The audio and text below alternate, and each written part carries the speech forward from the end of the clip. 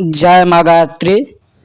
सभी भाइयों को आज हम बताएंगे गृह त्याग क्यों, यह अच्छा है या नहीं अच्छा है, करना चाहिए या नहीं करना चाहिए। तो गृह त्याग क्यों, यह एक भ्रमपूर्ण ख्याल है कि घर में प्रेम न करना स्त्री बच्चों के प्रेम में फंस जाने से नरक मिलता है।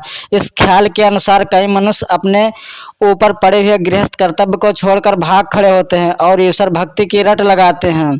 कई नौजवान जो अपनी जिम्मेदारी निभाने में नालायक साबित होते हैं, घर से मुंह मोड़कर गेरुआ कपड़ा पहन लेते हैं और इधर उधर भीख मांगते फिरते हैं।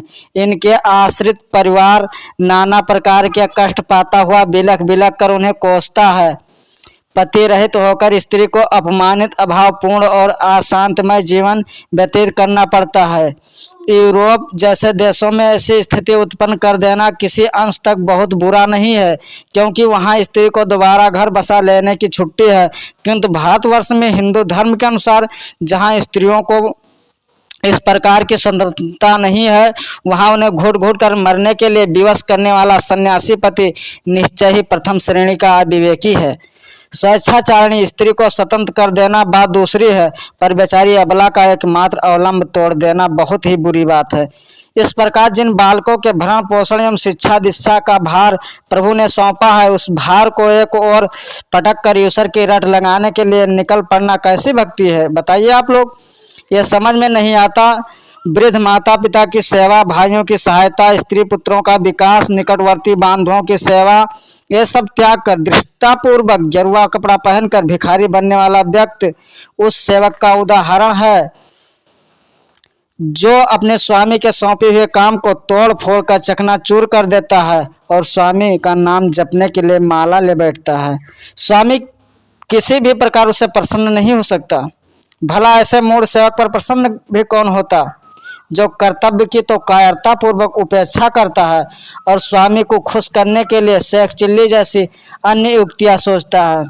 रात को मालिक के घर की रखवाली के समय दुम दबाकर छिपा रहने वाले और दिन में मालिक के सामने दुम हिलाने वाला और पांव चाटने वाला कुत्ता क्या कभी अपने स्वामी का प्रिय पात्र बन सकता है? नहीं ना।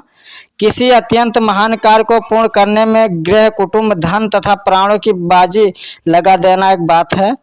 विश्व सेवा का उच्चतम कार्य करने का, किसी व्यक्ति के साहस और उस यज्ञ में आहुति देने के लिए अपनी प्राण प्रिय वस्तुओं को भी समर्पित कर देना दूसरी बात है। वह बहुत ऊंची और सराहनीय स्थिति है, किंतु साधारण जीवन बिताने में घर की उपेक्षा, घर को महत्व देना, ईश्वर प्रेम के नाम पर आश्रित जनों को फांसी पर टांगना कायरता, बुजदिली, नपुंसकता और निकम्मेपन के अतिरिक्त और कुछ नहीं है। ईश्वर ऐसा क्रूर और निर्दयी नहीं है जो मनुष्य को यह आदेश करे कि तुम अपने सांसारिक उत्तरदायित्वों को छोड़कर मेरे सामने नाक रगड़ो। ज्ञान से परिपूर्ण होकर मानसिक संन्यास ग्रहण करना और अपने जीवन की अधिक से अधिक लोगों की सेवा में लगा देना बहुत ही प्रशंसनीय कार्य है।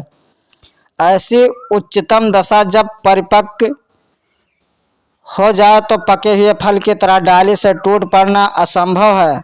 यही सन्यास की दशा स्वाभाविक है।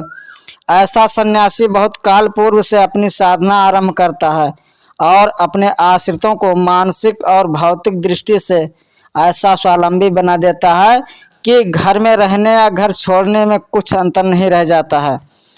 उसे किसी कारणवश परिवारजक बनना पड़े तो घर वालों को कष्ट नहीं होता। आवेश में आकर किम कर्तव्य मूढ़ होकर किसी समस्या को सुलझाने में असमर्थ होने पर गेरुआ कपड़ा पहनकर भिखारियों के शरीर में मिल जाना ना तो ईश्वर भक्ति है, ना मुक्ति साधन है, ना त्याग और ना ही संन्यास है। यह तो एक प्रकार की आत्महत्या ही कही जाएगी। यह भ्रमपूर्ण विचार है कि घर में प्रेम न करना चाहिए। केवल इस बात का बोधक है कि पारिवारिक ममता में इतना लिप्त न हो जाना चाहिए कि जिससे परमार्थ का ध्यान भी न रहे। मोह और ममता का विस्तार होना घातक है। स्त्री बच्चों में कभी कभी इस आसक्ति देखी जाती है। इस अति पर प्रतिबंध लगाने के लिए ही प्राचीन मत उपस्थित किया जाता है। वैराग, उदासीनता, निर्लिप्तता का भावार्थ मानसिक निष्काम भाव है।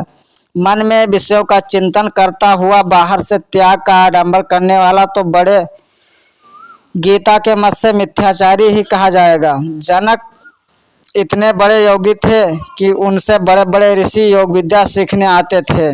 गृहस्थ में रहकर सन्यासी बनने का अभ्यास करना चाहिए। निष्काम भाव से कर्तव्य धर्म को पालन करते हुए निस्वार्थ प्रेम की उपासना करना चाहिए। कर्तव्य भावना से प्रेम प्राप्त करने का हर एक प्राणी अधिकारी है। फिर यह कैसे उचित कहा जा सकता है कि स्त्री बच्चों के साथ स्नेह का परिचय नहीं दिया जाना चाहिए? बताइए। एक दार्शनिक थे इमर्सन। वह कहते थे यदि मुझे नरक में रहना पड़े तो मैं अपने उत्तम स्वभाव के कारण वहाँ भी स्वर्ग बना लूँगा। जिसकी मनोभावनाएं, विचारधाराएं, मान्यताएं उच्च कोटि की हैं, सात्विक हैं, उसके लिए सर्वत्र स्वर्ग ही स्वर्ग है। आनंद, प्रेम, सद्व्यवहार ही उसे चारों ओर उमड़ा हुआ पड़ता दिखता है। उसके लिए इस लोक में या परलोक में कहीं भी नरक नहीं है।